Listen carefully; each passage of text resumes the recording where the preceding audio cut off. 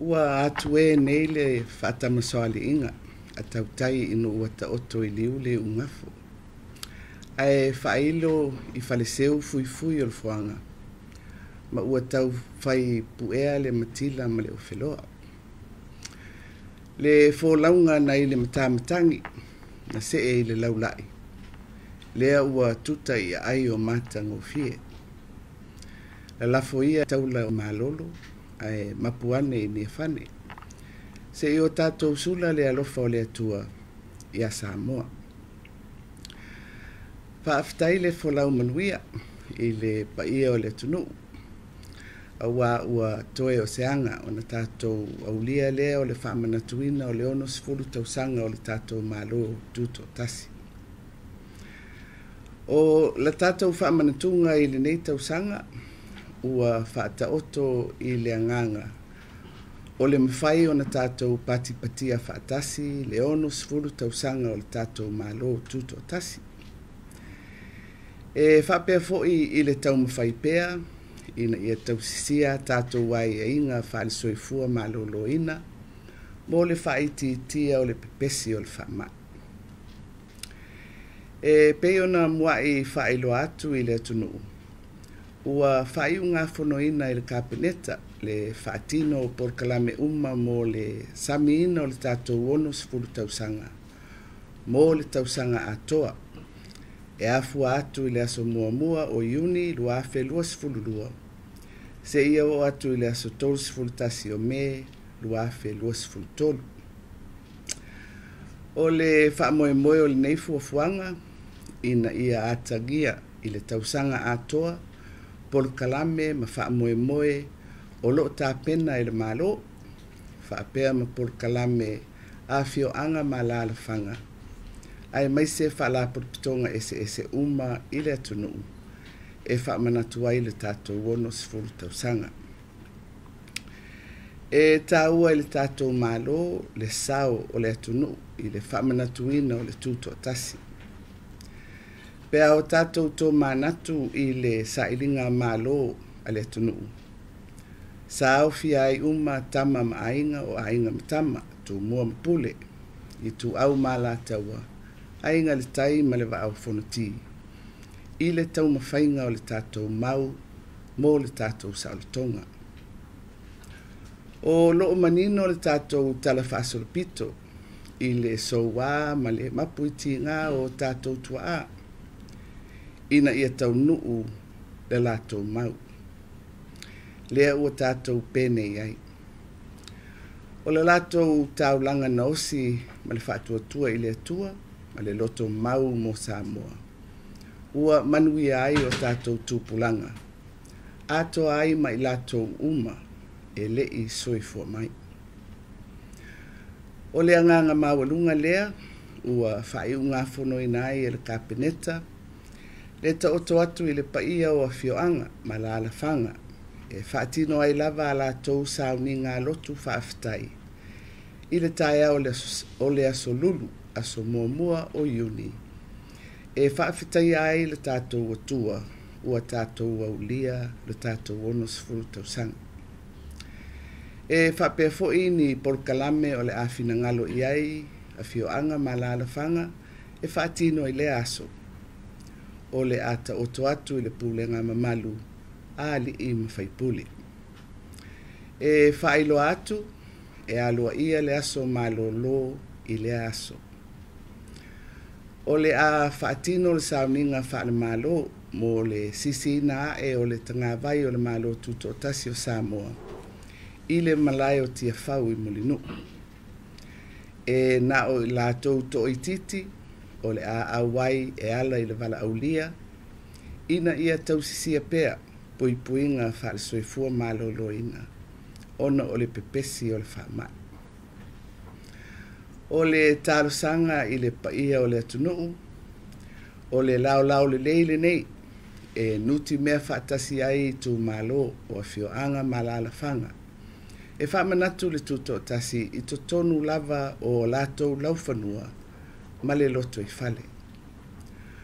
O se whaamanatunga ese lea, mai le tele o Tausaga o mawai, mai e manatu le tātou malo o le asili o na matangofie, ma mawhai o na awai umai vaenga ese o i tū malo manu.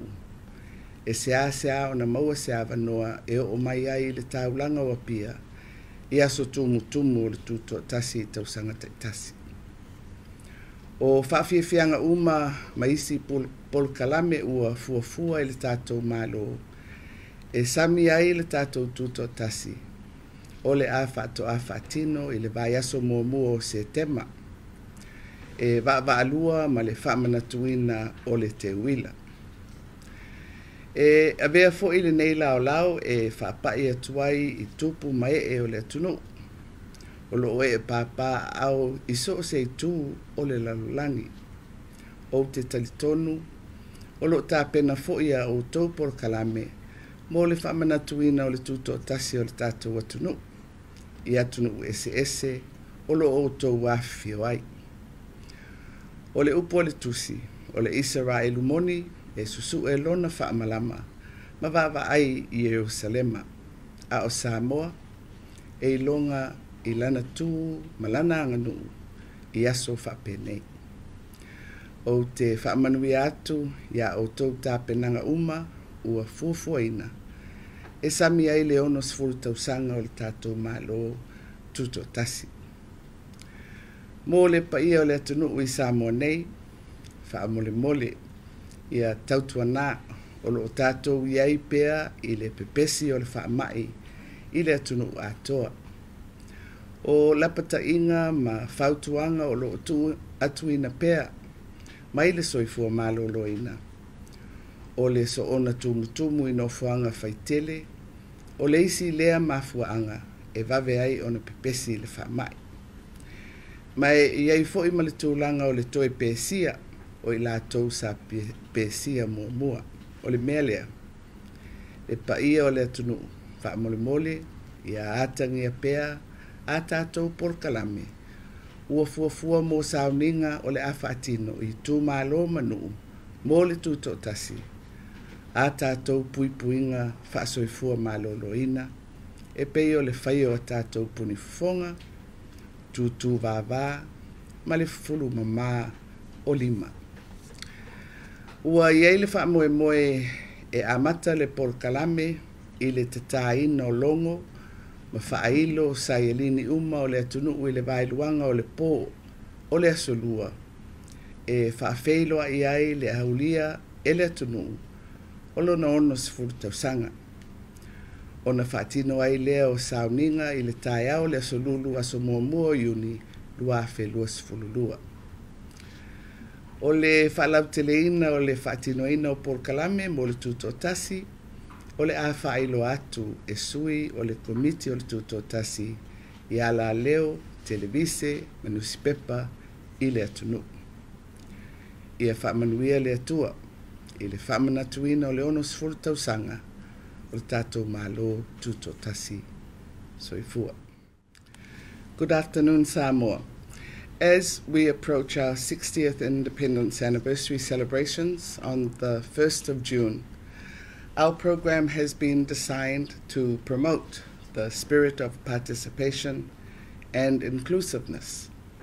Our journey over these many years is a testament of our unity as a nation, our faith in the Lord, and perseverance in trials and tribulations. We would not have made it this far if we had not steered together through the divine guidance of our God. We believe that centering our celebration for independence in communities truly reflects our journey over these 60 years. It is also a tribute to our forefathers from all districts who led our movement for independence. We remember their offering and sacrifice. As announced earlier, Cabinet has approved a year-long celebration of our independence from 1st June 2022 to 31st of May 2023. Through this new initiative, we will have a blend of government-hosted and community-led programs throughout the whole year. A calendar of events has been developed for this year-long celebrations to be released in the near future. An open invitation has been sent out to communities and organizations that wish to include their programs and events in this calendar. In this connection, I am pleased to announce that the program for the celebration of our 60th anniversary on the 1st of June will be undertaken in all districts and villages in Samoa.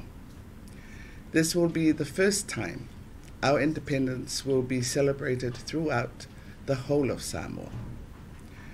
The celebration programming and implementation will be at the discretion and guidance of the respective Council of Chiefs in each district to organize a Thanksgiving service in the morning of Wednesday, 1st of June.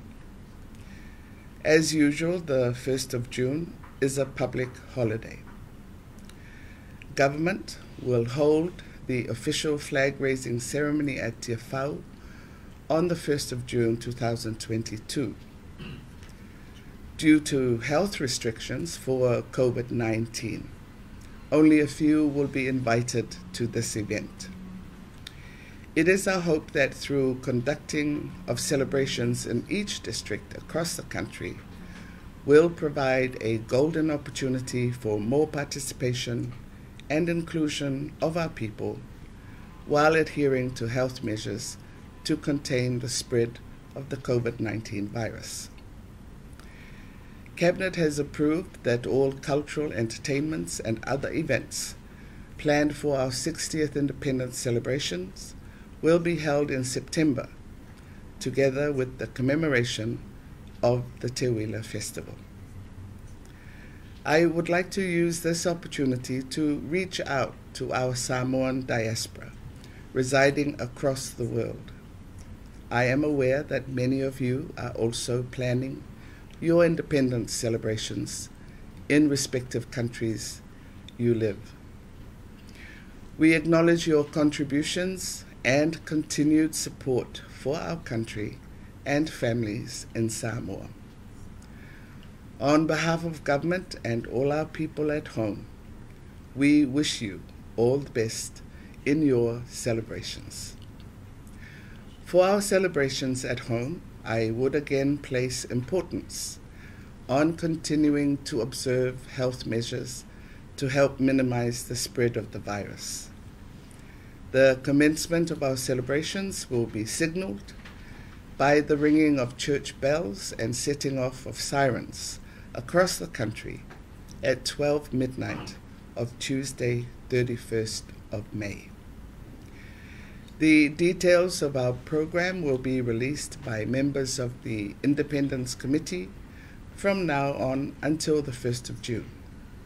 May God bless the celebration of our 60th independence anniversary. Soifua.